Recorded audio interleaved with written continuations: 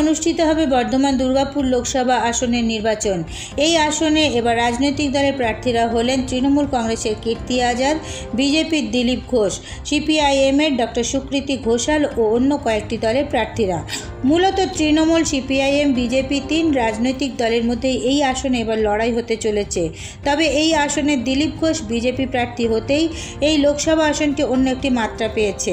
কারণ বর্ধমান দুর্গাপুর আসনের ভোটাররা হয়তো এই আসনে আগেও ভোটের প্রচার দেখেছেন, কিন্তু এবার সাধারণ ভোটারদের বুঝতে অসুবিধা হচ্ছে না যে এই আসনে ভোটের লড়াই বিজেপি প্রার্থী দিলীপ ঘোষ প্রার্থী হওয়ায় প্রচারটা অন্য একটা চেহারা নিয়েছে।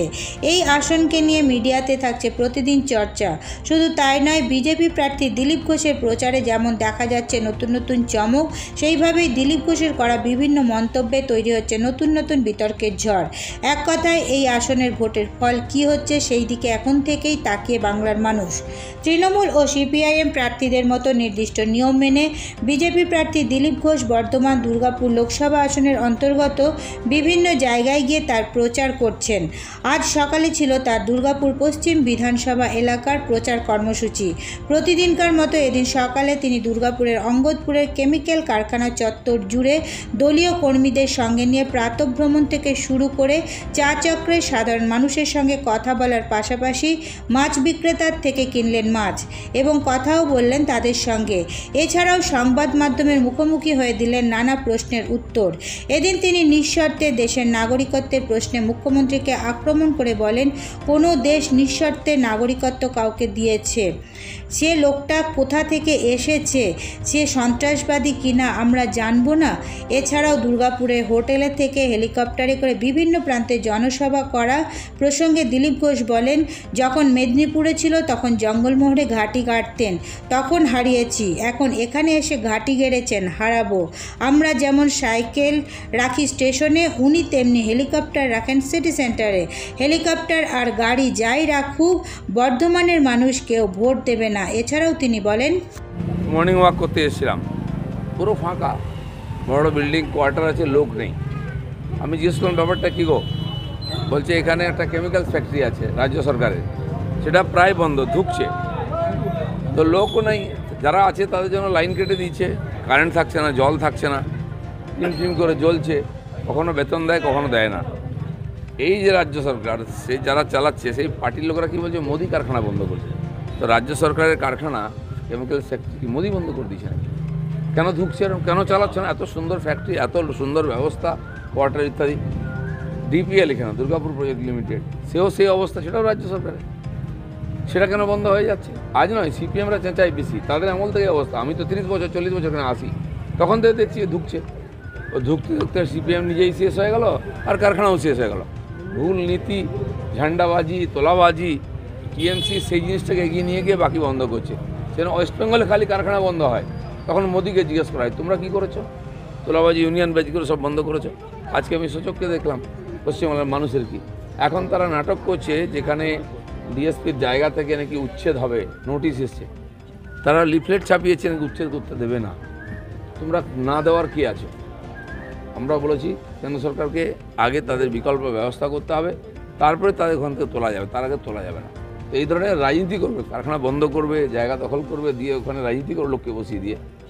এই রাজনীতিতে কার লাভ হচ্ছে? মানুষ খালি বোকা হচ্ছে। এই রাজনীতি করে দুর্গাপুরে জিততে চাইছে। এর আগেও মানুষ ওদেরকে ভোট দেয়নি, এবারও দেবে না। উনি এসেই আমরা বলেছি, এক সপ্তাহ হয়ে গেল, পিএমের সঙ্গে কথা বলেছেন, কথাবার্তা শুরু হয়ে গেছে, প্রজেক্ট ইত্যাদির অ্যাসেসমেন্ট শুরু হয়ে গেছে। এখন তো ইলেকশন হবে না, কিন্তু এই প্রসেস যাতে আগে চলে, আমি আছি তার জন্য। এটা যাতে শুরু হয়ে যায়। 4টে কারখানা খোলা হয়ে গেছে সারা ভারতবর্ষে। ভারত বিদেশ থেকে লক্ষ লক্ষ কোটি টাকা সার আমদানি করছে, কারণ কৃষির জন্য সার চাই। তো আমরা চাই ভারতবর্ষে তৈরি হোক, বিদেশে সার কম আসুক, বিদেশি মুদ্রা বিদেশে না যায়। এবং তিনি নিজে দেখে এসছেন এবং সমস্ত তথ্য পাঠিয়েছেন পিএমওতে। ভারতীয় জনতা পার্টি এটা বিশ্বাস করে যে কেন্দ্র সরকার হোক, রাজ্য সরকার হোক, সরকারের কাজ ব্যবসা করা নয়। আমরা ব্যবসা করি না, লাভ লোকসানে যাই না। যারা লাভ লোকসানের কথা চিন্তা করেন তারা ব্যবসা, এই যে ভুল পলিসির জন্য সব কারখানা বন্ধ হয়েছে। পয়সা লাভ হোক ক্ষতি হোক বেতন পেয়ে যাচ্ছে। তো সেই জন্য বিজেপি এই ধরনের রুগ্ন কারখানাও চালাবে না। আর যেখানে সম্ভাবনা আছে, ডিএসপি আর ডিভিসিতে ইনভেস্ট করেছে, কিন্তু এই যে ভুল প্রসেস যারা নিয়ে গেছেন, দেশের হাজার হাজার কোটি টাকা নষ্ট করেছেন আর লোককে বেকার করেছেন, তাদের জবাব দিতে হবে। উনি তো ক্রীড়ামন্ত্রী আছেন, কটা ফাইল সই করেছেন আজ পর্যন্ত? কেন্দ্র কেরিয়ার শেষ করে দিল, তো কেন্দ্র কারো কেরিয়ার শেষ করে না, কেরিয়ার তৈরি করছে। দেখুন চোপড়া নিয়ে এসছে জেভলিনে গোল্ড নিয়ে এসছে অলিম্পিকে, কই অন্য সরকার করতে পারেনি? তাকে নীরজ চোপড়া বিদেশে পাঠিয়ে 7 কোটি টাকা খরচা করেছে। যার যোগ্যতা আছে সে জায়গা পেয়ে যাবে। লক্ষ্মীরতন শুক্লও তো খেলেছিল, উনি মন্ত্রী হয়েছিলেন, দিয়ে জীবনে একটা মাত্র ফাইল সই করেছিলেন মন্ত্রী হয়ে। ইনি কটা সই করেছেন? আমাদের কোনো ফাইল দেখেননি আজ পর্যন্ত, উনি মন্ত্রী হয়ে বসে আছেন। তো সরকারকে জিজ্ঞেস করুন পশ্চিমবাংলার ক্রিকেট, ফুটবল, কবাডি আজ কোথায়, কেন নাই? বাইরে থেকে বুড়ো প্লেয়ারদের ভাড়া করে নিয়ে এসে এখানে খেলতে হচ্ছে। আইপিএলটা নিজের টিম করা হচ্ছে, দিয়ে শাহরুখকে নাচিয়ে ভোট নেওয়ার চেষ্টা হচ্ছে। দিদি ভাই নাচছেন দুজন মিলে, এই ক্রিকেট নাকি? নাচ গান হবে না, খেলাধুলো হবে মাঠে। বাড়ির নাটক, সকালে চা খান একসঙ্গে, বিকালে ঝগড়া করেন দুজন মিলে, আবার সন্ধ্যাবেলা এক বিছানায় শুয়ে পড়েন। এই ধরনের ড্রামা দিয়ে কী লাভ হবে? এই টিএমসি যতদিন থাকবে এই সার্কাস চলবে। শুনুন, নেতা ফেতা কেউ নেই, সব কর্মচারী। যতদিন দরকার হয় তাকে কাজ দেওয়া হয়, তারপর লাত মেরে ফেলে দেওয়া হয়। আর দেখুন ইনি কুণাল ঘোষ কী না বলেছেন, কত এক্সারসাইজ করেছেন পার্টিকে বাঁচাবার জন্য। এক রাত্রে মে দিবসের দিন শ্রমিককে বার করে দেওয়া হলো। কী রাজনীতি? বানা নেই। ওখানে আন্দোলন কি বিজেপি করেছে নাকি? করেছেন স্থানীয় লোকেরা, যারা পীড়িত ওখানে মহিলারা। তার জন্য ইডি গেছে, সিবিআই গেছে, তার উপরে অ্যাটাক করেছে কে? বিজেপি করেছে। শাহজাহান স্বীকার করেছে সে অ্যাটাক করেছে, তার বাড়িতে অস্ত্র পাওয়া গেছে। মহিলারা নিজের মুখে বলছেন, অন্যজন বুঝবে কি করে? টিএমসির নেত্রীর মতো কী বলে, তোমাদের ধর্ষণ করেছে ভিডিও দাও। এ তো অনেক কিছু বলতে পারে। ওখানে তদন্ত চলছে, আদালত দেখছে, তার উপরে ভরসা রাখুন। লোককে আজকাল কেনা যায়, বেকা যায়, বিক্রি করা যায়। রাজভবনের লোক বসিয়ে দেওয়া হচ্ছে রাজ্যপালকে বদনাম করার জন্য।